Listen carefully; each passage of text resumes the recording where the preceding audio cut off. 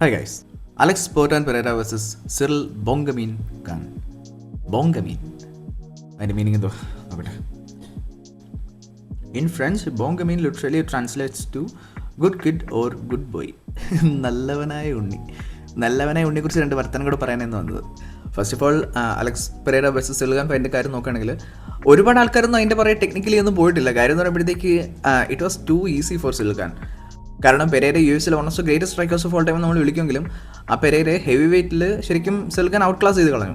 അതിന് നമുക്ക് കുറേ കൺസേൺസ് ഉണ്ടായിരുന്നു. പെരേര സ്ലോ ആവോ സ്ലഗിഷ് ആവോ എന്നൊക്കെ നമുക്ക് കുറേ കൺസേൺസ് ഉണ്ടായിരുന്നു. മാത്രമല്ല അത് സിറിൽ ഖാൻ അഗേൻസ്റ്റും കൂടെ ആയിരുന്നു ഫൈറ്റ് ചെയ്തത്. കാരണം ഞാൻ കഴിഞ്ഞ വീഡിയോയിൽ പറഞ്ഞ പോലെ തന്നെ കുറച്ചൊരു ട്രിക്കിയാണ്. കാരണം സിറിൽ ഖാൻ ഇത്രയും ഫാസ്റ്റായിട്ട് മൂവ് ചെയ്യുന്ന ഹെവി വെയിറ്റ് ആണ്. ഹെവി വെയിറ്റിൽ ഈ ഒരു സ്പീഡ് നമ്മൾ ആസ്പിനാലിലല്ലാതെ വേറെ ആരും കണ്ടിട്ടില്ല. ഈവൻ ആസ്പിനാലിലോട്ട് ഫൈറ്റ് ചെയ്തപ്പോൾ പോലും സിറിൽ ഖാൻ ആ ഒരു സ്പീഡിൻ്റെ കാര്യത്തിൽ ചെറുതായിട്ട് അപ്പർ ഹാൻഡ് ഉണ്ടായിരുന്നു. അന്നേരം അങ്ങനെ ഒരു ഫൈറ്ററായിട്ട് ഫൈറ്റ് ചെയ്യുമ്പോഴത്തേക്ക് ശരിക്കും പെരേരയുടെ കാര്യത്തിൽ നമുക്ക് കുറച്ച് കൺസേൺ ആയിരുന്നു. പിന്നെ ഈ ഒരു ഫൈറ്റിൻ്റെ കാര്യം പറയുകയാണെങ്കിൽ എനിക്ക് സിറിൽ ഖാൻ എങ്ങനെയെങ്കിലും തോറ്റാൽ മതിയായിരുന്നു. കാരണം എനിക്ക് സിറിൽ ഖാൻ ഇഷ്ടമല്ല. ഈ ഒരു ചീറ്റിങ്ങിൻ്റെ കാര്യം ഉള്ളതുകൊണ്ട് തന്നെ പക്ക ഡേർട്ടി ഫൈറ്ററാണ്. അന്നേരം അതിനെക്കുറിച്ച് ഞാൻ പറയാം. ശരിക്കും ആ ഒരു ഡേർട്ടി ട്രിക്സ് ഒന്നും ഇറക്കില്ലായിരുന്നെങ്കിൽ പോലും സിറിൽ ഖാൻ ജയിച്ചേനെ. ആ രീതിയിലായിരുന്നു ഫൈറ്റ് പൊയ്ക്കൊണ്ടിരുന്നത്. മാത്രമല്ല പെരേരയുടെ ഡിഫൻസിലെ കുറേ ഹോൾസ് സിറിൽ ഖാൻ എക്സ്പോസ് ചെയ്യുന്നുള്ളതിനേക്കാൾ എക്സ്പ്ലോയിറ്റ് ചെയ്തു. കാരണം സിറിൽ ഖാൻ ഫൈറ്റിംഗ് ക്യാമ്പിൽ നേരത്തെ പെരേരയുടെ ഒരു ഫോർമർ ഒപ്പണൻറ്റുമായിട്ടൊക്കെ ട്രെയിൻ ചെയ്യുന്നുണ്ടായിരുന്നു. അന്നേരത്തേക്ക് തന്നെ പെരേര വരുന്ന കുറേ ഫോൾട്ടുകളെ കുറിച്ച് പഠിച്ചിട്ടൊക്കെയാണ് സിറിൽ ഖാൻ ഫൈറ്റ് ചെയ്യാൻ ഇറങ്ങിയത്. അതെല്ലാ ആസ്പെക്റ്റിലും, പഞ്ചസിൻ്റെ കാര്യത്തിലാണ്, കിക്സിൻ്റെ കാര്യത്തിലാണ്, എല്ലാ രീതിയിലും ശരിക്കും Cyril Khan Perera outclass ചെയ്തു. പെരേര സ്ഥിരം യൂസ് ചെയ്യുന്ന പരിപാടിയാണ് കാക്കിക്കൊക്കെ. പക്ഷേ അവിടെ പോലും സിറിൽ ഖാൻ പെരേരേക്കാളും ബെറ്റർ ആയിരുന്നു. മാത്രമല്ല ആ ഒരു സ്റ്റാൻസിൻ്റെ ഇൻകൺവീനിയൻസ് ഉള്ളതുകൊണ്ടും പെരേരയ്ക്ക് ഇൻസെറ്റ് കാഫിക്ക് ഒന്നും ചെയ്യാൻ പറ്റുന്നുണ്ടായിരുന്നില്ല. എന്നാൽ സിറിൽ ഖാൻ ആവട്ടെ ശരിക്കും അതൊക്കെ നന്നായിട്ട് എക്സ്പ്ലോയിറ്റ് ചെയ്യുകയും ചെയ്തു. കാരണം Cyril Khan was too fast for Perera. Cyril ഖാൻ്റെ പല പഞ്ചസും കണക്ട് ആയി കഴിഞ്ഞിട്ടാണ് ശരിക്കും പെരേര റെസ്പോണ്ട് പോലും ചെയ്യുന്നുണ്ടായിരുന്നത്. അതായത് ആ ഒരു ഹാൻഡ് സ്പീഡിൻ്റെ കാര്യത്തിലാണ് നിങ്ങൾ സ്ലോ മോഷൻ എടുത്ത് നോക്കി കഴിഞ്ഞാൽ മതി. ഭയങ്കര ആ ഒരു റെസ്പോൺസിനെല്ലാം ആ ഒരു സ്പീഡ് ഡിഫറൻസ് നന്നായിട്ട് കാണാനുണ്ടായിരുന്നു. മാത്രമല്ല ഈ പറഞ്ഞ പോലെ ഹെവി വെയിറ്റ് ആയതുകൊണ്ട് തന്നെ പെരേര കുറേ കൂടി സ്ലോവറും ആയിരുന്നു. അങ്ങനെയൊക്കെ അന്നേരം തുടക്കത്തിൽ ഫൈറ്റ് ചെയ്യാൻ ഇറങ്ങിയപ്പോഴത്തേക്ക് പിന്നെയും ഭയങ്കര ഓക്വേർഡ് ലുക്കിംഗ് ആണ് ഈ അലക്സ് പെരേര ഹെവി വെയിറ്റിൽ. ഞാൻ കഴിഞ്ഞ വീഡിയോയിൽ പറഞ്ഞ പോലെ തന്നെ ഈ മസിൽസ് എല്ലാം കൂടെ വേറെ എവിടെ കണ്ടാണ് കോൺസെൻട്രേറ്റ് ചെയ്ത് നിൽക്കുന്നത്. ശരിക്കും ആ ഒരു ഫൈറ്റ് ജയിച്ചിരുന്നെങ്കിൽ ഒരു മിത്തിക്കൽ ഫൈറ്റർ അൺലോക്ക് ആയനെ. ഇപ്പം മിത്തിക്കൽ ഫൈറ്റർ എന്തോന്ന് അറിയാത്തവർക്കായിട്ട് നമ്മൾ പറയത്തില്ല മോട്ടിവേറ്റർ കോർണർ അല്ലെങ്കിൽ ഫസ്റ്റ് റൗണ്ട് ചാനലർ എന്നൊക്കെ പറയത്തില്ലേ. അതുപോലെ തന്നെ BBL പെരേര ഒരു മിത്തിക്കൽ ഫൈറ്ററായിട്ട് മാറിയനെ. നിങ്ങൾക്ക് അറിയാമായിരിക്കുമല്ലോ BBL എന്തോന്ന്. എനിവേ, പക്ഷേ വിചാരിച്ച പോലെ നടന്നില്ല. പെരേര സിറിൽ ഖാൻ കംഫർട്ടബിളി തന്നെ തോപ്പിച്ചു. പക്ഷേ അവസാനം കുറച്ച് ഇല്ലീഗൽ ഷോട്ട്സ് ഉണ്ടായിരുന്നു, ബിഹൈൻഡ് ദ ഹെഡ് ഷോട്ട്സ് ഉണ്ടായിരുന്നു. നമ്മൾ കഴിഞ്ഞ വീഡിയോയിൽ പറഞ്ഞിട്ടുണ്ടായിരുന്നു എനിക്ക് സിറിൽ ഖാൻ തോക്കണം എന്നാണ് ആഗ്രഹം. കാര്യം എന്ന് പറയുമ്പോഴത്തേക്ക് സകല ഫൈറ്റിലും സിറിൽ ഖാൻ ഈ പരിപാടി കാണിക്കും. എന്നാൽ ഈ ഫൈറ്റിലും പതിവ് തെറ്റിച്ചില്ല, ഇതേ പരിപാടി തന്നെ കാണിച്ചു. ശരിക്കും തലയുടെ പുറയിൽ നിന്ന് ഇടിക്കേണ്ട കാര്യം പോലും ഇല്ലായിരുന്നു. സിറിൽ ഖാൻ അല്ലാതെ തന്നെ ജയിക്കാൻ പറ്റുന്നുണ്ടായിരുന്നുള്ളൂ. അത് ഈ ഒരു ഫൈറ്റിലേക്ക് വരുമ്പോഴത്തേക്ക് ശരിക്കും സിറിൽ ഖാൻ ഒരു ജാബ് കണക്ട് ആയിട്ടാണ് പെരേര താഴെ പോയത്. അന്നേരത്തേക്ക് തലയുടെ ബാക്ക് കണ്ടപ്പോഴത്തേക്ക് സിറിൽ ഖാൻ ആകെ വെപ്രാളം ചറപറ ഇടിച്ച്. എന്ന് വെച്ച് കഴിഞ്ഞാൽ ഞാൻ ഒന്ന് എണ്ണി നോക്കിയപ്പോൾ തന്നെ ഒരു 4-5 എണ്ണം പ്രോപ്പറായിട്ട് ഈ പറയുന്ന ഇല്ലീഗൽ ഏരിയയിൽ തന്നെ കൊണ്ടിട്ടുണ്ട്. ശരിക്കും അത് ലീഗലാണ്, കരിയർ എൻഡിങ് ആണ്. ശരിക്കും ഒരാളുടെ ലൈഫ് ഇവിടെ തീരാൻ അതുപോലത്തെ കുറച്ച് ഷോട്ട്സ് മതി. നിങ്ങൾക്ക് അറിയായിരിക്കുമല്ലോ, മറ്റേ പ്രിച്ചർഡ് കൊളോൺ ബോക്സറിൻ്റെ കാര്യം അറിയായിരിക്കുമല്ലോ. ആ ഒരു ബോക്സറിൻ്റെ ഈ ബിഹൈൻഡ് ദ ഹെഡ് ഷോട്ട് കാരണമാണ് ആ ബോക്സറിൻ്റെ കരിയർ ആ രീതിയിലായത്. ശരിക്കും അത് ലൈഫ് റിസ്ക് ചെയ്യുന്ന പരിപാടിയാണ്. അതുകൊണ്ടാണ് അത് ഇല്ലീഗലാക്കിയിരിക്കുന്നത്. ആരും സിറിൽ ഖാൻ ഇങ്ങനെ അവസരം കിട്ടിയപ്പോഴത്തേക്ക് ലീഗലും എല്ലാം കൂടെ അങ്ങോട്ട് ത്രോ ചെയ്യാൻ തുടങ്ങി. അന്നേരം വേണമെങ്കിൽ ശരിക്കും ഹെബ്ഡീനെ അതൊന്ന് സ്റ്റോപ്പ് ചെയ്തിട്ടൊന്ന് റിക്കവർ ചെയ്യാൻ ടൈം കൊടുക്കുകയും ചെയ്യായിരുന്നു. കാരണം അത് അത്രയും പ്രോപ്പർ ഇല്ലീഗലാണ്. മാത്രമല്ല ആ ഹാമർ ഫിസ്റ്റ് ചെയ്യുന്നത് സിറിൽ ഖാനാണ്, ഒരു ഹെവി വെയിറ്റ് ആണ്. അതായത് ബാക്കി ലൈറ്റർ വെയിറ്റ് ക്ലാസ്സുകളുടെ കൂട്ടൊന്നുമില്ല, ഡാമേജ് എത്രത്തോളം കൂടുതലായിരിക്കും. അതുകൊണ്ടാണ് ശരിക്കും ഹെവി മത്സരങ്ങളൊന്നും ഒരു 3 റൗണ്ട് കഴിയാത്തത്. അതിന് മുമ്പ് കാര്യം തീരും. അതിനകത്തേക്ക് അത്രയും ഒരു ഹെവി വെയിറ്റ് ഉള്ള സിറിൽ ഖാനാണ് ശരിക്കും പെരേരയുടെ ബാക്കിൽ ഇരിക്കുന്നത്. ശരിക്കും ഞാൻ കുറച്ചുകൂടെ സർപ്രൈസ് ആയത് പെരേര അതിൽ നിന്ന് റിക്കവർ ആയത് കണ്ടിട്ടാണ്. കാരണം ജാബ് കിട്ടി താഴെ പോയി. പക്ഷേ അതിൽ നിന്ന് റിക്കവർ ആവുന്നതിന് മുമ്പ് സിറിൽ ഖാൻ ചറപറ ബിഹൈൻഡ് ദ ഹെഡ് ഷോട്ട് ചെയ്തു. അത് ലീഗലുണ്ട് ഇല്ലീഗലുണ്ട് എല്ലാം ചെയ്തു. പക്ഷേ എന്നിട്ടും സംഭവം പെരേര അവിടെ നിന്ന് എണീറ്റു. പക്ഷേ മത്സരത്തിൻ്റെ ഗതി നിശ്ചയിക്കാൻ അത് ധാരാളമായിരുന്നു. കാരണം ഈ സിറിൽ ഖാൻ തന്നെ ജൂനിയർ ഡോസ് സാന്റോസ് ആയിട്ടുള്ള ഫൈറ്റിൽ ശരിക്കും ഈ തലയുടെ ബാക്കിൽ എൽബോ ചെയ്തിട്ടാണ് ആ ഒരു ഫൈറ്റ് ഏറെക്കുറെ ഫിനിഷ് ചെയ്യുന്നത്. അന്നേരം ശരിക്കും ഒരു ഫൈറ്റ് എൻഡ് ചെയ്യാൻ അത് ധാരാളമാണ്. പക്ഷേ എങ്ങിട്ടും പെരേര പിടിച്ചു നിന്നു. പക്ഷേ ഇവൻച്വലി സിറിൽ ഖാൻ പെരേരയെ തോപ്പിച്ചു. പിന്നെ ഇത് കോൺട്രവേഴ്ഷ്യൽ ആയപ്പോഴാണെന്ന് വെച്ച് കഴിഞ്ഞാൽ പെരേര തന്നെ ഏറ്റെടുത്തിട്ട് സ്റ്റോറി ഇട്ടു. മറ്റേ പ്രിച്ചർഡ് കൊളോൻ്റെ കാര്യമാണെങ്കിലും അതുപോലെ ഹെബ്ഡീൻ ഇടപെടായിരുന്നു. മാത്രമല്ല ഇപ്പം ലൈഫ് ത്രെറ്റനിങ് ആണ് ഇതുപോലത്തെ പരിപാടികളൊക്കെ എന്ന് പറഞ്ഞിട്ട് ഹെബ്ഡീനെ പിരിച്ചു വിടണം. അതുപോലെ തന്നെ ഹെബ്ഡീൻ റെഫറി ആയിട്ട് നിൽക്കുന്ന ഫൈറ്റ് ചെയ്യാൻ പേടിയാണ് എന്നുള്ള രീതിയിലൊക്കെ പെരേര പറയുന്നത് കേട്ടു. അന്നേരം ഇപ്പം ഈ ഒരു കോൺട്രവേഴ്ഷ്യൽ കാര്യത്തിലാണ് ഈ പെരേര പറയുന്നതിൽ കാര്യമുണ്ട്. പക്ഷേ ഈ പെർഫെക്ഷൻ എന്ന് പറയുമ്പോഴത്തേക്ക് എവിടെ നിർത്തണം എന്ന് അറിയുമ്പോഴാണ്, അല്ലെങ്കിൽ ആ ഒരു പെർഫെക്റ്റ് പോയിന്റ് പറഞ്ഞ് നിർത്തുക എന്നുള്ളതാണ്. പക്ഷേ പെരേര അതും കടന്നിട്ട് വേറെ കുറേ കാര്യങ്ങളിലേക്ക് പറഞ്ഞതുകൊണ്ട് തന്നെ ആ പെരേരയ്ക്ക് കിട്ടേണ്ട സപ്പോർട്ടും കൂടെ പോയി കിട്ടി. അതായത് കുറേ കാര്യങ്ങൾ പറഞ്ഞു. ഓൾറെഡി ഒരു വീഡിയോ എടുത്തു, അത് കഴിഞ്ഞിട്ട് ഏരിയ 11 ഷോയിൽ പോയിരുന്നിട്ട് കുറേ കാര്യങ്ങൾ പറഞ്ഞു. അന്നേരം അത് കണ്ടപ്പോഴത്തേക്ക് ശരിക്കും ഈ കിട്ടേണ്ട സപ്പോർട്ടും കൂടെ അങ്ങ് പോയി കിട്ടി. അതായത് ഇപ്പം പറയാണ് ബിഹൈൻഡ് ദ ഹെഡ് ഷോട്ട് കാരണം ഇങ്ങനെയൊക്കെ പറ്റി, അത് വാലിഡ് റീസൺ ആണ്. പക്ഷേ അവിടെ നിർത്താനുള്ളതിന് അതിന് പകരം വന്നിട്ട് സിൽഗാൻ ഇങ്ങനെ ഫൈറ്റ് ചെയ്തു. അതായത് ആ ഒരു ലക്കി ജാബായിരുന്നു. ആ ലക്കി ജാബ് കിട്ടിയതുകൊണ്ടാണ് ഞാൻ വീണത്, എന്നിട്ട് ഞാൻ ഇത് റിക്കവർ ആയേനെ. അന്നേരം അതിപ്പം ജാബ് പ്രോപ്പർ ജാബാണ്, ലക്കിയോ അൺലക്കിയോ എന്തോ ആവട്ടെ, പക്ഷേ ജാബാണ്. പിന്നെ അതുപോലെ തന്നെ പെരേര പറയുക സിൽഗാൻ കണ്ണു അടച്ചുകൊണ്ടാണ് ജാബ് ത്രോ ചെയ്തത്, അന്നേരം അത് ശരിക്കും ലക്കിയായിരുന്നു. സിൽഗാൻ കണ്ണടച്ചതിൻ്റെ കാര്യം എന്ന് പറയുമ്പോഴത്തേക്ക് തിരിച്ച് ഇടിയുള്ളായിരിക്കാൻ വേണ്ടിയിട്ട് എന്ന് വെച്ചാൽ തിരിച്ച് എക്സ്പെക്ട് ചെയ്യുന്നുണ്ടല്ലോ, ജാബ് ചെയ്യും അല്ലെങ്കിൽ പഞ്ച് ചെയ്യും, അതുപോലെ തന്നെ തിരിച്ച് എക്സ്പെക്ടിങ് ചെയ്യും. അതുകൊണ്ടാണ് സിൽഗാൻ ഈ പറയുന്ന മുഖം കവർ ചെയ്ത് കണ്ണടക്കുകയൊക്കെ ചെയ്യുന്നത്. അത് ടോട്ടലി നോർമലാണ്. എന്നിട്ട് സിൽഗാൻ ശരിക്കും ഗ്യാസ് ഔട്ട് ആവാറായി, കാരണം സിൽഗാൻ ഭയങ്കരമായിട്ട് ബ്രെത്ത് എടുക്കുന്നുണ്ടായിരുന്നു പറഞ്ഞു. അതിൻ്റെ പെരേര ബ്രെത്ത് എടുക്കുന്നതിൻ്റെ കാര്യം പറഞ്ഞപ്പോഴത്തേക്ക് അത് ബ്രീതിങ് എക്സസൈസ് എന്ന് പറയുക. അങ്ങനെ മൊത്തത്തിൽ പോയിന്റിൽ നിൽക്കുന്നതിന് പകരം വേറെ കുറേ കാര്യങ്ങളൊക്കെ ആയിട്ട് ശരിക്കും ബാക്കിയുള്ളവർ വെറുപ്പും കൂടെ സംഭവിച്ചു. അന്നേരം ശരിക്കും ആ ഒരു ബിഹൈൻഡ് ദ ഹെഡ് ഷോട്ട് അല്ലെങ്കിൽ ചീറ്റിംഗ് എന്ന് പറയുന്ന ആസ്പെക്റ്റിൽ മാത്രം നിൽക്കുന്നതിനേക്കാൾ ഉപരി ഇത് ഭയങ്കര സാൾട്ടി ആയിട്ട്, അതായത് ഇപ്പം പെരേരയോട് നമ്മുടെ ജമഹാൽ ഹിൽ തോറ്റപ്പോഴത്തേക്ക് ചുമ്മാ ഹിൽ അതൊക്കെ പറഞ്ഞുകൊണ്ടിരുന്നില്ലേ, അതിന് ഏറെക്കുറെ ആ ഒരു സിമിലർ ലെവലിലേക്ക് അങ്ങ് പോയി പെരേര. അതായത് ആ ജാബ് കണക്ട് ആയില്ല, ഞാൻ വീഴത്തില്ലായിരുന്നു, എന്നിട്ട് ഈ ഫോളോ അപ്പ് ഷോട്ട്സിൻ്റെ കാര്യം നമ്മൾ കണ്ടതാണ്. പക്ഷേ അത് ഇല്ലായിരുന്നെങ്കിൽ പോലും സിൽഗാൻ ജയിച്ചേനെ. അതാണ് നമ്മളെ ഏറ്റവും കൂടുതൽ ഫ്രസ്ട്രേറ്റഡ് ആക്കുന്ന കാര്യം അതാണ്. സിൽഗാൻ ഈസിലി ഒരു ക്ലീൻ ഫൈറ്റ് ചെയ്തിട്ട് ജയിക്കാൻ പറ്റുമായിരുന്നു, പക്ഷേ പറ്റത്തില്ല, സിൽഗാന് ചീറ്റ് ചെയ്താൽ പറ്റത്തില്ല. അത് പറഞ്ഞപ്പോഴാണ് സിൽഗാൻ്റെ ചീറ്റിംഗ് ഹിസ്റ്ററിയെ കുറിച്ച് ഞാനൊന്ന് ഡീറ്റെയിൽ ആയിട്ട് നോക്കിയായിരുന്നു. അങ്ങനെ 1-2 വീഡിയോസ് ഞാൻ കണ്ടു. സംഭവം ഭയങ്കര ഇൻട്രസ്റ്റിംഗ് ആണ്. കാര്യം എന്ന് പറയുമ്പോഴത്തേക്ക് സിൽഗാൻ ചീറ്റ് ചെയ്യാത്ത മത്സരങ്ങൾ വളരെ കുറവാണ്. ഇപ്പം ആദ്യം തൊട്ട് പറയുകയാണെങ്കിൽ ഇപ്പം US വരുന്നതിന് തൊട്ട് മുമ്പ് സിൽഗാൻ്റെ ഒരു ഫൈറ്റ് ഉണ്ടായിരുന്നു. അതിനകത്തിൽ 2 ഫൗൾ സിൽഗാൻ ചെയ്തു. 1 ഫെൻസ് ഗ്രാബും 2 ഇല്ലീഗൽ നീയും. അതായത് ഗ്രൗണ്ടഡ് ഒപ്പണൻ്റെ മുട്ടുകുത്തുന്ന ഒപ്പണൻ്റെ മുഖത്ത് ഇല്ലീഗൽ നീ ചെയ്തു. അതിൻ്റെ കൂടെ തന്നെ ആ ഒപ്പണൻറ്റിനെ പഞ്ച് ചെയ്ത് നിങ്ങളൊന്ന് കാണണം. ആ ഫെൻസിൽ പിടിച്ചിട്ട്, ഫെൻസ് ഗ്രാബിങ് ഇല്ലീഗൽ നിങ്ങൾക്ക് അറിയാം, ഫെൻസിൽ പിടിച്ചിട്ട് ആ ലിവറേജും വെച്ചിട്ട് ഒപ്പണൻ്റെ മുഖത്തിരിക്കുക. പിന്നെ US ഫസ്റ്റ് ഫൈറ്റ് അത് പെട്ടെന്ന് തീർന്നു. അതുകൊണ്ട് തന്നെ അതിനകത്തിൽ ചീറ്റ് ചെയ്യാനുള്ള വലിയ ഓപ്പർച്യൂണിറ്റി ഒന്നും കിട്ടിയില്ല. അതിൻ്റെ കുറവും കൂടെ സെക്കൻഡ് ഫൈറ്റിൽ കോമ്പൻസേറ്റ് ചെയ്തിട്ടുണ്ട്. അതിൽ ഫസ്റ്റ് റൗണ്ടിൽ തന്നെ ഐപ്പോക്ക് ചെയ്തു, എന്നിട്ട് ഫെൻസിനോട് ചേർന്നിരിക്കുന്ന ഒപ്പണൻ്റെ തലയുടെ ബാക്കി പേടിച്ചു. എന്നിട്ട് സെക്കൻഡ് റൗണ്ടിൽ പോയി നട്ട് ഷോട്ട് ചെയ്തു, എന്നിട്ട് പിന്നെയും കണ്ണി കുത്തി, എന്നിട്ട് കണ്ണിൽ മാന്തി സ്വൈപ്പ് ചെയ്തു. ഇതാണ് സെക്കൻഡ് ഫൈറ്റ് നടന്നത്. എന്നിട്ട് തേർഡ് ഫൈറ്റ് അതിനകത്തിൽ സെക്കൻഡ് റൗണ്ടിൽ പോയി ഐപ്പോക്ക് ചെയ്തു, എന്നിട്ട് അവസരം കിട്ടിയപ്പോൾ തലയുടെ ബാക്കിലടിച്ചു. അടുത്ത ഫേമസ് ഫൈറ്റ് ജൂനിയർ ഡോസ് സാന്റോസിന്റെ ഫൈറ്റിൽ ഐപ്പോക്ക് അറ്റംപ്റ്റ് പലവട്ടം നടത്തി. ഈ സിൽഗൻ ഐപ്പോക്ക് ചെയ്യുമ്പോഴല്ലോ ആദ്യം ഫിസ്റ്റ് ക്ലോസ്ഡ് ആയിരിക്കും, എന്നിട്ട് അങ്ങനെ അങ്ങോട്ട് എക്സ്റ്റെൻഡ് ചെയ്യുമ്പോഴത്തേക്ക് കൈ ഓട്ടോമാറ്റിക്കലി തുറക്കും. ഇത് പർപ്പസ്ലി ചെയ്യുന്നതാണ്, അല്ലാതെ ഇതൊന്നും അബദ്ധമോ കാര്യങ്ങളൊന്നും അല്ല. അത് പറ്റില്ല. ടോമസ് പിന്നാലുള്ള ഫൈറ്റിൻ്റെ സമയത്ത് പലരും ഇതുപോലെ ന്യായീകരിച്ചുകൊണ്ടൊക്കെ വന്നായിരുന്നു. നമ്മൾ DJ ഒക്കെ ന്യായീകരിച്ചുകൊണ്ട് വന്നായിരുന്നു. അതിനെക്കുറിച്ച് ഞാൻ അവസാനം പറയാം, അത് കുറച്ച് പറയാനുണ്ട്. അങ്ങനെ ഈ ഫോർത്ത് ഫൈറ്റിലായപ്പോഴത്തേക്കും ജൂനിയർ ഡോസ് സാന്റോസിന്റെ ഫൈറ്റിൽ ഇതുപോലെ ഐപ്പോക്ക് അറ്റംപ്റ്റ് പലവട്ടം നടത്തി, അത് ബ്ലോക്ക് ചെയ്യുന്നുണ്ടായിരുന്നു. എന്നിട്ട് നേരെ പോയി നട്ട് ഷോട്ട് ചെയ്തു, എന്നിട്ട് അതും തോറ്റി എന്നുള്ള രീതിയിൽ ഭയങ്കര സർപ്രൈസ് ആയിട്ട് അവനെയും കൂടെ ചെയ്യാം. എന്നിട്ട് അവസാനം ഫെൻസിൻ്റെ അവിടെ വെച്ചിട്ട് എൽബോ ബിഹൈൻഡ് ദ ഹെഡ്, അങ്ങനെ ആ ഫൈറ്റ് ഫിനിഷ് ചെയ്തു. ജൂനിയർ ഡോസ് സാന്റോസ് പറയുന്നുണ്ടായിരുന്നു ഇത് ഇല്ലീഗലാണ്, ഇങ്ങനെയാണ് ഫിനിഷ് ചെയ്യുക എന്നുള്ള രീതിയിൽ കംപ്ലൈൻറ്റ് പറയുന്നുണ്ടായിരുന്നു. ആര് കേൾക്കാൻ, സിൽഗാൻ ഇതെല്ലാം പെർമിറ്റഡാണ്. എന്നിട്ട് അടുത്ത റോസൻ സ്ട്രൈക്കറുള്ള മാച്ചിൽ അക്രമമായിരുന്നു. ഐപ്പോക്ക് ചെയ്ത്, എന്നിട്ട് പോയി നട്ട് ഷോട്ട് ചെയ്ത്, എന്നിട്ട് ജാബ് ചെയ്ത് ഐപ്പോക്ക് ചെയ്ത്, എന്നിട്ട് അതൊന്നും പറഞ്ഞത് അവസാനം നെറ്റിലൊരു നീയും കൂടെ കൊടുത്ത്. എന്നിട്ട് അടുത്ത ഫൈറ്റ് നമ്മുടെ ഡ്രാഗോ വോൾക്കോ ആയിട്ടുള്ള ഫൈറ്റിൽ ഐപ്പോക്ക് ചെയ്ത്, നട്ട് ഷോട്ട് ചെയ്ത്, പിന്നെ ഐപ്പോക്ക് ചെയ്ത്. ഈ ഐപ്പോക്ക് എന്ന് പറയുമ്പോഴത്തേക്ക് ശരിക്കും നിങ്ങൾ ഈ ഫോട്ടോ നോക്ക്, സിൽഗാൻ്റെ വിരലിരിക്കുന്നത് വോൾക്കോവിൻ്റെ ബ്രെയിനകത്തില്ല. അത് കഴിഞ്ഞിട്ട് ഡെർക്ലോസറിലെ ഫൈറ്റിൽ നട്ട് ഷോട്ട് ഐപ്പോക്ക് കോംബോ, അതായത് ഇല്ലീഗൽ കോംബോ അറിയാൻ തുടങ്ങി. അത് കഴിഞ്ഞിട്ട് പിന്നെ ഐപ്പോക്ക് ചെയ്തു, പിന്നെ ഐപ്പോക്ക് ചെയ്തു, വീണ്ടും ഐപ്പോക്ക് ചെയ്തു. അങ്ങനെ 3-4 വട്ടം പിന്നെ ഐപ്പോക്ക് ചെയ്തു. എന്നിട്ട് അവസാനം കണ്ടിന്യൂസ് ആയിട്ട് തലയുടെ ബാക്കിൽ കൂടെ പേടിച്ചു. അങ്ങനെ ഫൈറ്റ് തീർത്തു. പിന്നെ ടൈറ്റ് വേഴ്സുള്ള ഫൈറ്റിൽ ആദ്യമേ പോയി നട്ട് ഷോട്ട് ചെയ്തു. അപ്പോഴത്തേക്ക് അത് വേവ് ചെയ്ത് കാണിച്ചു, ഇല്ല അങ്ങനെയൊന്നുമില്ല ഒന്നും ചെയ്തില്ലെന്നുള്ള വേവ് ചെയ്ത് കാണിച്ചിട്ട് പിന്നെ അവസാനം നിങ്ങൾ ആ ഫൈറ്റ് നിങ്ങൾ കണ്ടു കാണല്ലോ, അവസാനം തലയുടെ ബാക്കിലിടിച്ച് ഫിനിഷ് ചെയ്തു. ഇപ്പോൾ നിങ്ങൾ സിൽഗാൻ്റെ ഏതൊരു ഹൈലൈറ്റ് നോക്കിക്കഴിഞ്ഞാൽ, ഇപ്പോൾ US തന്നെ ഒഫീഷ്യലി പുറത്ത് ഹൈലൈറ്റ് നോക്കിക്കഴിഞ്ഞാൽ അതിനകത്തിൽ ഒരു ഇല്ലീഗൽ ബ്ലോ പോലും കാണാത്തൊരു വീഡിയോ കാണത്തില്ല. പിന്നെ അടുത്ത ജോൺ ജോൺസ് ആയിട്ടുള്ള ഫൈറ്റ്, OG ചീറ്ററിന് ചീറ്റ് ചെയ്യാൻ നോക്കി. ജോൺ ജോൺസ് തന്നെ ആദ്യമേ പറയുന്നുണ്ടായിരുന്നു സിൽഗൻ ഡേർട്ടി ഫൈറ്ററാണ് എന്നുള്ള രീതിയിലൊക്കെ. അതായത് ജോൺസിന് പേടിയാണെങ്കിൽ നിങ്ങൾ അതൊന്ന് ആലോചിച്ച് നോക്കുക. എന്നിട്ട് ആ മാച്ച് കൂടെ തുടങ്ങിയതുള്ളൂ, 5-6 സെക്കൻഡ് ആയതേ ഉള്ളൂ, നേരെ പോയി നട്ട് ഷോട്ട് ചെയ്ത് ടൈപ്പൊക്കെ നോക്കി. അത് ജോൺ ജോൺസിനെ. അന്നേരത്തേക്ക് ജോൺസിന് മനസ്സിലായി ഇവൻ എന്നെക്കാളും വലിയ പുള്ളിയാണ്. അതുകൊണ്ട് പിന്നെ കൂടുതൽ റിസ്ക് നിന്നില്ല, നേരെ കൊണ്ട് സബ്മിറ്റ് ചെയ്തു.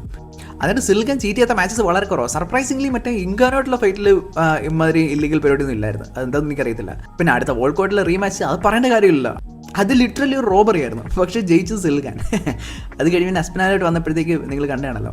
പക്ഷേ ഒരുപാട് ആൾക്കാർ പറയുന്നുണ്ട് സിൽഗാൻ ടോമസ് പിന്നാലിനെ ഔട്ട് ക്ലാസ് ചെയ്തുകൊണ്ടിരിക്കുകയായിരുന്നൊക്കെ പറയുന്നുണ്ട്. പക്ഷേ നിങ്ങൾ ആ മാച്ച് നോക്കിക്കഴിഞ്ഞാലും ടോമസ് പിന്നാലിൻ്റെ മെയിൻ വെപ്പൺ എന്താ, ഒന്ന് ബ്ലിറ്റ്സ് ചെയ്തിട്ട് വന്നിട്ട് നോക്കൗട്ട് ഷോട്ട് കണ്ടെത്തുക, അല്ലെങ്കിൽ അസ്പിനാൽ ഗ്രാപ്ലറാണ്. സിൽഗാനെ വലിയ ബുദ്ധിമുട്ടില്ലാതെ സബ്മിറ്റ് ചെയ്യാൻ പറ്റും. പക്ഷേ നിങ്ങൾ അസ്പിനാലിൻ്റെ ടേക്ക് ഡൗൺസ് സെൽഗാൻ പ്രിവെൻറ്റ് ചെയ്ത് എങ്ങനെയാണെന്ന് കണ്ടോ. നേരെ കൈ മുമ്പിലോട്ട് വെക്കുക, അതായത് ടേക്ക് ഡൗൺ ചെയ്യുന്ന നേരത്ത് ഫിംഗർ വെച്ച് പേടിപ്പിക്കുക. എപ്പോഴും കൈ മുമ്പോട്ട് വെച്ചിട്ടാണ് ടേക്ക് ഡൗൺസ് പ്രിവെൻറ്റ് ചെയ്തുകൊണ്ടിരുന്നത്. എപ്പോഴും ഒരു ഐപോക്കിൻ്റെ ഭീഷണി ഉണ്ടായിരുന്നു, എപ്പോഴും ഇല്ല വിരലിങ്ങനെ നീട്ടി വെച്ചിട്ടാണ് നിന്നുകൊണ്ടിരുന്നത്. അവസാനം നേരെ കൊണ്ട് കണ്ണി കുത്തം ചെയ്തു, അതും ഐബോൾസ് പുഷ് ചെയ്തിട്ട് പാർഷ്യലി ബ്ലൈൻഡ് ആക്കി. അന്നേരത്തിൽ കുറേ പേര് വന്നിട്ട് ടോമസ് പിന്നലി ക്വിറ്ററാണ്, മറ്റേ ആൾക്ക് കണ്ണി കുത്തൽ കിട്ടിയപ്പോഴത്തേക്ക് ഇങ്ങനെയാണ് പെരുമാറിയത്, പക്ഷേ ടോമസ് പിന്നലി ക്വിറ്ററാണ് എന്നുള്ള രീതിയിലൊക്കെ പറയുന്നിട്ട് ശരിക്കും ഇതാരെയും പറയുന്നേ? ഈ സിൽഗാനിന് ശരിക്കും ഫാൻസ് ആരെങ്കിലും ഉണ്ടോ? ഞാൻ ഒരു സിൽഗാൻ ഫാനെ നേരിട്ട് കണ്ടിട്ടില്ല. ഒന്ന് ഫ്രഞ്ച് പീപ്പിൾ ആയിരിക്കും, രണ്ട് ജോൺസൺ ഫാൻസ് ആയിരിക്കും. അതായത് ജോൺസൺ അസ്പെനാലും തമ്മിൽ ഒരു ഇഷ്യൂ ഉണ്ടായില്ലേ, അതുകൊണ്ട് തന്നെ സ്വാഭാവികമായിട്ടും ജോൺസൺ ഫാൻസ് ഇനി അസ്പെനാൽ ആരെ ഫൈറ്റ് ചെയ്യുന്നു അവരുടെ സൈഡായിരിക്കും. മാത്രമല്ല സിൽഗാനെ ജോൺസൺ സിംപ്ലി തോപ്പിക്കൂടെ ചെയ്തതാണ്. അതുകൊണ്ട് തന്നെ സിൽഗാൻ്റെ സൈഡ് പിടിക്കുന്ന ആൾക്കാർ കാണുമായിരിക്കും. അല്ലാത്ത പക്ഷം വേറെ ആരായി സിൽഗാൻ ഫാൻസ്? പക്ഷേ എന്നാൽ ഇത്രയും പരിപാടി സിൽഗാൻ കാണിച്ചിട്ടും കാൾ ഔട്ട് ചെയ്യുന്ന ആൾക്കാർ വളരെ കുറവാണ്. അന്നേരത്തേക്ക് ശരിക്കും ഈ ഒരു അസ്പെനാൽ ഫൈറ്റോട് കഴിഞ്ഞപ്പോഴത്തേക്ക് ആൾക്കാർ അസ്പെനാലിലേക്ക് കിട്ടുമെന്ന് വിളിക്കുന്നു. അതെങ്കിൽ പിന്നെ അത് ഭയങ്കര ഈസി അല്ലേ? അതായത് ശരിക്കും അസ്പെനാലിൻ്റെ സൈഡിലല്ലേ ആൾക്കാർ. അതിപ്പം ഡാന വൈറ്റ് പോലും UFC പോലും ശരിക്കും അസ്പെനാലിനെ സപ്പോർട്ട് ചെയ്യേണ്ടതാണ്. കാരണം അസ്പെനാലിൻ്റെ കൂട്ടുള്ള ടാലൻസിനെ നമ്മളങ്ങനെ ഹെവി വെയിറ്റിൽ കണ്ടിട്ടില്ല. ഓക്കെ, അസ്പെനാലിലോട്ട് സ്പീഡിൽ മാച്ചിങ് സിൽഗാൻ കുറേ പറ്റുമെന്നല്ലാതെ അസ്പെനാലിൻ്റെ അത്ര ടാലൻറ്റഡ് ഒന്നും അല്ല സിൽഗാൻ. അതുപോലത്തെ ഒരു ടാലൻറ്റിനെ നമ്മളങ്ങനെ ഹെവി വെയിറ്റിൽ കണ്ടിട്ടില്ല.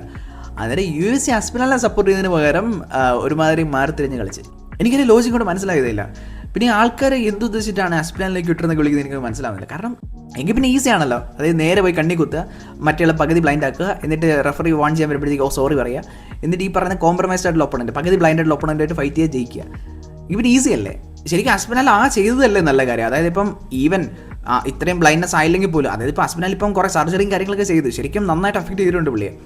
അന്നേരം അഥവാ അങ്ങനെ ആയിരുന്നില്ലേ പോലും, പക്ഷേ ഒരു കണ്ണിക്കുത്തിൽ കിട്ടുമ്പോഴത്തേക്കും നിങ്ങൾ സ്കൂളിൽ കിടന്ന മറ്റേ അടി ഉണ്ടാക്കിയിട്ടുണ്ടെങ്കിൽ നിങ്ങൾക്ക് നന്നായിട്ട് അറിയാം, കണ്ണിലങ്ങോട്ട് കുത്തി കിട്ടിക്കഴിഞ്ഞാൽ കംപ്ലീറ്റ് കാര്യങ്ങൾ കയ്യിൽ നിന്ന് പോകും. അതുകൊണ്ട് തന്നെ ഐപ്പൊക്കെ എന്ന് പറയുമ്പോഴേക്കും ശരിക്കും കൺട്രോൾ നമ്മുടെ കയ്യിൽ നിന്ന് പോകും. അന്നേരം അതും സിൽഗാൻ്റെ കൂട്ടർ ഫാസ്റ്റ് ആയിട്ട് ഒപ്പണൻറ്റിനെതിരെ ഈ കോംപ്രമൈസ്ഡുള്ള ഐസൈറ്റ് വെച്ചിട്ട് ഫൈറ്റ് ചെയ്യണമെന്നാണ് പറയുന്നത്. അതുകൊണ്ട് തന്നെ അസ്പെനാലിൽ ശരിക്കും അവിടെ ക്വിറ്റ് ചെയ്തതാണ് ശരി, അതാണ് ചെയ്യേണ്ടിയിരുന്നത്. അല്ലാതെ ആ പകുതി ഐസൈറ്റും വെച്ചിട്ട് ശരിക്കും ഒരു ടൈറ്റിൽ ഫൈറ്റ് റിസ്ക് ചെയ്യണം, അതായിരുന്നു അസ്പെനാലിൽ ചെയ്യേണ്ടിയിരുന്നത്. എങ്കിൽ പിന്നെ ഈ പറഞ്ഞാൽ ഈസി അല്ലേ, നേരെ പോയി കണ്ണി കുത്തുക, കോംപ്രമൈസ്ഡ് ഒപ്പണൻറ്റായിട്ട് ഫൈറ്റ് ചെയ്യുക, ജയിക്കുക. ശരിക്കും UFC ആണെങ്കിലും ഫൈറ്റേഴ്സ് ആണെങ്കിലും അസ്പെനാലിൻ്റെ സൈഡ് നിൽക്കുന്നതിന് പകരം അന്ന് ഇതുപോലെ ഒന്ന് മാറിത്തിരിഞ്ഞ് കളിച്ച് ഇപ്പോൾ പെരേരയുടെ കാര്യം കൂടെ വന്നപ്പോഴത്തേക്ക് എല്ലാവർക്കും കുറേ കൂടെ ബോധ്യമായി. ഇപ്പോൾ ആൾക്കാർ സിൽഗാൻ എക്സ്പോസ് ചെയ്യുന്നുണ്ട്. ശരിക്കും അന്ന് ഇതുപോലെ നമ്മുടെ നേരത്തെ പറഞ്ഞല്ലേ DJ മൈറ്റി മൗസ് ഇതുപോലെ കുറേ ന്യായീകരണങ്ങൾ വന്നായിരുന്നു. അതായത് ഐപ്പൊക്കെ ശരിക്കും ഫൈറ്റിൽ അൺഅവോയ്ഡബിൾ ആണെന്നൊക്കെ പറഞ്ഞുകൊണ്ട് ഇങ്ങനെ വെച്ച് ഫൈറ്റ് ചെയ്യുമ്പോഴത്തേക്ക് കണ്ണി കൊള്ളും, അതിപ്പോൾ പറയാനൊന്നും പറ്റത്തില്ലെന്ന് പറഞ്ഞിട്ട് കൈതാണ്ട് ഇങ്ങനെ വെച്ച് ഫൈറ്റ് ചെയ്യുമ്പോഴത്തേക്ക് ഒരിക്കലും ഐപ്പൊക്കെ അവോയ്ഡബിൾ അല്ല, കൈ ഓട്ടോമാറ്റിക്കലി തുറന്നു എന്നൊക്കെ പറഞ്ഞുകൊണ്ട് മൈറ്റി മൗസ് കുറേ ന്യായീകരണങ്ങൾ വന്നായിരുന്നു. It's MMA. If somebody's coming at me and I go like this, it's my hands coming out. It's a natural reaction. It's a natural reaction. That's one thing people don't understand. Like, obviously the accident foul was an accident, right? But the way he had his hands on Tom Aspinall's face is the correct technique to do. Once again, you're never going to fix eye pokes in mixed martial arts. എനിക്കറിയത്തില്ല mighty mouse എന്തിനാ അങ്ങനെയൊക്കെ പറഞ്ഞത്. ഈ mighty mouse എത്ര വട്ടം കണ്ണി കുത്തിയിട്ടുണ്ട്. Mighty mouse clean fighter ആയിരുന്നേ. അതുപോലെ തന്നെ ഇപ്പം കൈ നീട്ടി വെച്ച് ഫൈറ്റ് ചെയ്യുകയാണെങ്കിൽ നമ്മൾ ഇപ്പം പീറ്ററിയാൻ തന്നെ എടുക്കാം. പീറ്ററിയാൻ എപ്പോഴും ലോങ് ഗാർഡ് വെച്ചിട്ട് ഫൈറ്റ് ചെയ്യുന്നത്. പീറ്ററിയാൻ ഡേറ്റ് ഫൈറ്റർ അല്ലല്ലോ, അതിൻ്റെ കൈ ഇങ്ങനെ ചുരുട്ടി വെക്കാൻ പീറ്ററിയാൻ അറിയാവേ. ഇത് ശരിക്കും അവർ പർപ്പസ്ലി ചെയ്യുന്നതാണ്. സിൽഗാൻ ആവട്ടെ, സിൽഗാൻ്റെ കാര്യം പറയുമ്പോൾ സിൽഗാൻ ഫ്രഞ്ച് ടീമിലല്ലേ ഉള്ളത്. ഇതുപോലെ തന്നെ ഒരു അടിപൊളി ചീറ്ററാണ് നസറുദ്ദീൻ ഇമാവോവ്. സെയിം ടീമിലുള്ള ആളാണ്, ട്രെയിനിങ് പാർട്ട്ണറാണ്. ഇമാവോവ് ഇതേ പരിപാടി തന്നെ ചെയ്യുന്നത്. ഉറപ്പായിട്ടും ഇവരിത് പ്ലാൻ ചെയ്ത് ചെയ്യുന്നതാണ്. ഉറപ്പായിട്ട് അവർ ട്രെയിനിങ്ങിൽ ഇത് ചെയ്യുന്നതാണ്. ഈ പറയുന്ന ഐപോക് ത്രെറ്റ് യൂസ് ചെയ്തിട്ട് അവരിത് ട്രെയിൻ ചെയ്യുന്നതാണ്. അതുകൊണ്ടാണ് ഇത്രയും പരിപാടി കാണിക്കുന്നത്. അല്ലാത്ത പക്ഷം നിങ്ങൾ ആലോചിച്ച് നോക്കുക, ഇപ്പോൾ ശരിക്കും ഒരു നല്ല സിവിയർ പണിഷ്മെൻറ്റ് കൊടുത്തിരുന്നെങ്കിൽ ഇവർ ചെയ്തില്ലായിരുന്നു. അതായത് ഇപ്പം സിമ്പിൾ ഇതിനുള്ള സൊല്യൂഷൻ എന്ന് പറയുമ്പോഴത്തേക്ക് ഒന്ന് പോയിന്റ് ഡിഡക്ഷൻ. ഫസ്റ്റ് ഐപ്പോക്കിന് തന്നെ പോയിന്റ് ഡിഡക്ഷൻ. നമുക്ക് പിന്നെ അതിൽ കൂടുതൽ സ്ട്രെസ് ചെയ്യാൻ പറ്റാത്ത കാര്യം എന്ന് പറയുമ്പോഴത്തേക്ക് ചിലപ്പം അബദ്ധത്തിൽ അങ്ങനെ കൊണ്ടെങ്കിലായി. പക്ഷേ ഈ അബദ്ധം മാതിരി ഈ പരിപാടി കാണിക്കുന്ന ആൾക്കാരുണ്ടല്ലോ. അതുകൊണ്ട് തന്നെ ഇപ്പോൾ ചെയ്യാനുള്ള കാര്യം എന്ന് പറയുമ്പോഴേക്കും ഒരു സീരിയൽ ഐപ്പോക്കറാണ്. അതായത് ഇപ്പോൾ കണ്ടിന്യൂസ്ലി സകല ഫൈറ്റിൽ ഇതേ പരിപാടി ചെയ്യുന്ന ഒരു ഡേർട്ടി ഫൈറ്ററാണ്, ഒരു വെൽ നോൺ ഡേർട്ടി ഫൈറ്റർ ആണെങ്കിൽ ഇപ്പം ഫോർ എക്സാമ്പിൾ സിൽഗാൻ തന്നെ ഇപ്പോൾ ഫസ്റ്റ് ഐപ്പോക്കിൽ തന്നെ പോയിന്റ് ഡയറക്റ്റ് ചെയ്യാം. അതാണ് ചെയ്യേണ്ടത്. അതിൻ്റെ കൂടെ പേഴ്സ് കട്ടും കൂടെ കൊണ്ടുവരണം. പേഴ്സ് കട്ട് എന്ന് പറയുമ്പോഴത്തേക്ക് ഇപ്പോൾ ഫസ്റ്റ് ഐപ്പോക്കിന് ഇത്ര $1 പോയി, സെക്കൻഡ് ഐപ്പോക്കിന് ഇത്ര $1 പോയി. അത് നല്ല ഹെഫ്റ്റി എമൗണ്ട് ആയിരിക്കണം. അതിന് ഇമ്മാതിരി ഹെഫ്റ്റി പണിഷ്മെൻറ്റ് വരികയാണെങ്കിൽ പോയിന്റ് ഡിഡക്ഷനും അതിൻ്റെ കൂടെ തന്നെ പേഴ്സ് കട്ടും കൂടെ വരികയാണെങ്കിൽ ഇവർ കൈ ചുരുട്ടി വെച്ചിട്ടേ അവർ നടക്കത്തുള്ളൂ. അവർ കൈ ചുരുട്ടി വെച്ചിട്ടേ അവർ ട്രെയിൻ ചെയ്യത്തുള്ളൂ. കാരണം പൈസ പോകുന്ന പരിപാടിയാണ്, സാലറി പോകുന്ന പരിപാടിയാണ്, പോയിന്റ് പോകുന്ന പരിപാടിയാണ്. അതാണ് ചെയ്യേണ്ടത്. അതാണ് ശരിക്കും കൊണ്ടുവരേണ്ടത്. അതിനു പകരം ഇതിനെയൊക്കെ ന്യായീകരിക്കാൻ അന്ന് കുറേ പേര് നടന്നു. എനിക്കറിയത്തില്ല മൈറ്റി മൗസ് ഒക്കെ എന്ത് കണ്ടിട്ടാണ് ഇതൊക്കെ ഏറ്റുപിടിച്ചത്. അന്ന് മൈറ്റി മൗസിനും അത്യാവശ്യം നല്ല ബാക്ക്ലാഷ് കിട്ടിയായിരുന്നു. ഇപ്പം എന്തായാലും ഈ ഒരു പെരേരയുടെ കൂടെ ഫൈറ്റ് കണ്ടപ്പോഴത്തേക്ക് എല്ലാവർക്കും ബോധ്യമായി. അതുകൊണ്ട് തന്നെ ശരിക്കും സിൽഖാനെ കൺട്രോൾ ചെയ്താലേ പറ്റത്തില്ല. അതായത് ബാക്കിയുള്ള ഫൈറ്റേഴ്സിനെ കൂടെ ലൈഫ് വെച്ചിട്ടാണ് കളിക്കുന്നത്. പുള്ളിക്ക് ഈ റൂൾസ് ഒന്നും ബാധകമല്ല എന്നുള്ള രീതിയിൽ തലയുടെ പുറകിൽ ഇടിക്കുക, കണ്ടി കുത്തുക, വേണ്ട ഫെൻസ് ഗ്രാബ് ചെയ്യുക. അതുപോലെ തന്നെ വോൾക്കോവിനെതിരെയുള്ള ഫൈറ്റിൽ തന്നെ ഈ പറയുന്നത് ഫെൻസ് ഗ്രാബ് ചെയ്യുന്നതും കണ്ടു. അതായത് വീഴാൻ നേരത്ത് KG പിടിച്ച് തൂങ്ങിക്കിടക്കുക എന്ന് വെച്ച് കഴിഞ്ഞാൽ സിൽഖാൻ ഇതൊന്നും ബാധകമല്ല, ഈ റൂൾസ് ഒന്നും ബാധകമല്ല എന്നുള്ള രീതിയിലാണ്. ഇങ്ങനെയുള്ള ആൾക്കാർ ശരിക്കും കൺട്രോൾ ചെയ്തേ പറ്റത്തുള്ളൂ. അതുകൊണ്ട് തന്നെ ഡിയർ ജോൺ ജോൺസ് ഫാൻസ് സിൽഖാനെ ഒന്നും കയറി സപ്പോർട്ട് ചെയ്യരുത്. ഈ ഒരു അലക്സ് പെരേര ഇഷ്യൂ കൂടെ കണ്ടേയല്ലേ. ഇപ്പോൾ അലക്സ് പെരേര ഒരുപക്ഷെ ജയിച്ചിരുന്നെങ്കിൽ ഇപ്പം ജോൺസും അലക്സ് പെരേരയും കൂടെ വലിയൊരു ഫൈറ്റ് ഉണ്ടായേനെ. അതും കൂടെ സിൽഖാൻ കൊണ്ട് കളഞ്ഞില്ലേ. അതുകൊണ്ട് തന്നെ ദയവ് ചെയ്ത് സിൽഖാനെ ഒന്നും സപ്പോർട്ട് ചെയ്യരുത്. നമ്മൾ പറഞ്ഞ് കുറേ കളി കയറിപ്പോയി. പറഞ്ഞു വന്ന ഇതാണ്. സിൽഖാൻ ചീറ്ററാണോ ചോദിച്ചു കഴിഞ്ഞാൽ ഒബ്വിയസ്ലി സീരിയൽ ചീറ്ററാണ്. പക്ഷേ ചീറ്റ് ചെയ്തിട്ടില്ലായിരുന്നെങ്കിൽ ആ ഫൈറ്റ് അലക്സ് പെരേര ജയിക്കുമെന്ന് ചോദിച്ചു കഴിഞ്ഞാൽ ഇല്ല, അലക്സ് പെരേര എന്തായാലും തോറ്റേനെ. സിൽഖാൻ ആയിരുന്നു ബെറ്റർ ഫൈറ്റർ. എന്തായാലും ഹെവി വെയിറ്റേക്കുള്ളൊരു നല്ലൊരു അറ്റംപ്റ്റ് ആയിരുന്നു. പക്ഷേ അത് അത്യാവശ്യം മിസറബിളി തന്നെ ഫെയിലായി. പിന്നെ പെരേരയുടെ ഫ്യൂച്ചർ നോക്കുകയാണെങ്കിൽ ഇപ്പോൾ ഒരു വല്ലാത്തൊരു സിറ്റുവേഷനിലാണ് നിൽക്കുന്നത്. അതായത് പെരേര ലൈറ്റ് ഹെവി വെയിറ്റിൽ മിക്കവാറും എല്ലാവരും തോപ്പിച്ചു. പക്ഷേ കറണ്ട് ചാമ്പ്യൻ എന്ന് പറയുമ്പോഴത്തേക്ക് ഇപ്പം ഇരി പ്രവാസ്കിയോ മറ്റോ ചാമ്പ്യൻ ആയിരുന്നെങ്കിൽ കുഴപ്പമില്ലായിരുന്നു, പെരേരയ്ക്ക് പീസ്ഫുള്ളി റിട്ടയർ ആവായിരുന്നു. പക്ഷേ കറണ്ട് ചാമ്പ്യൻ എന്ന് പറയുമ്പോഴത്തേക്ക് കാർലോസ് ഉൾബർഗാണ്. അന്നേരം കാർലോസ് ഉൾബർഗിനെ പെരേര തോപ്പിച്ചിട്ടില്ല. അന്നേരം ഉൾബർഗ് ഇപ്പം ചെറിയൊരു ഇഞ്ചുറിയും കൂടെ ആയിട്ടിരിക്കുകയാണ്. അന്നേരം പെരേരയ്ക്ക് ഒരു പ്രോപ്പർ സ്റ്റെക്ക് എടുത്തിട്ട് വേണമെങ്കിൽ ലൈറ്റ് ഹെവി വെയിറ്റിൽ പോയിട്ട് ഉൾബർഗിനെ ചലഞ്ച് ചെയ്തിട്ട് വീണ്ടും ഒരു ടൈറ്റിൽ തിരിച്ച് പിടിക്കാം. എഗെയിൻ പെരേരയ്ക്ക് വേണമെങ്കിൽ റിട്ടയർ ചെയ്യാം. ഈ ഒരു സ്പോട്ടിൽ അച്ചീവ് ചെയ്യാൻ പ്രത്യേകിച്ച് ഇനി ഒന്നും ബാക്കിയില്ല. അല്ലെങ്കിൽ വേറൊരു ഓപ്ഷൻ എന്ന് പറയുമ്പോഴത്തേക്ക് ഹെവി വെയിറ്റിൽ തന്നെ നിന്നിട്ട് 1-2 ഇൻട്രസ്റ്റിംഗ് മാച്ചസ് കളിച്ചിട്ട് ജയിച്ചിട്ട് റിട്ടയർ ആവുന്നുള്ളതാണ്. അതിൽ പ്രധാന പുള്ളി എന്ന് പറയുമ്പോഴത്തേക്ക് ജോഷ് ഹോക്കിറ്റുള്ള ഫൈറ്റ് നല്ലതായിരിക്കും. ഹോക്കിറ്റ് ഓൾറെഡി പെരേരയുടെ പുറകെ ഓടിയിട്ടുണ്ട്. അത് ശരിക്കും പെരേരയ്ക്ക് ഒരു വിന്നബിൾ ഫൈറ്റും കൂടാണ്.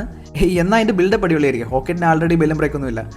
വരുന്നേക്ക് അന്ന് മറ്റേ വൈറ്റ് ഹൗസിൻ്റെ അന്ന് അവസാനം ഡെറിക്ലോസിനെ തോപ്പിച്ചിട്ട് ഒക്ടഗൺ ഇൻ്റർവ്യൂവിൽ വെച്ചിട്ട് വിളിച്ച് പറയുക Mitchel Obama is a man എന്ന്.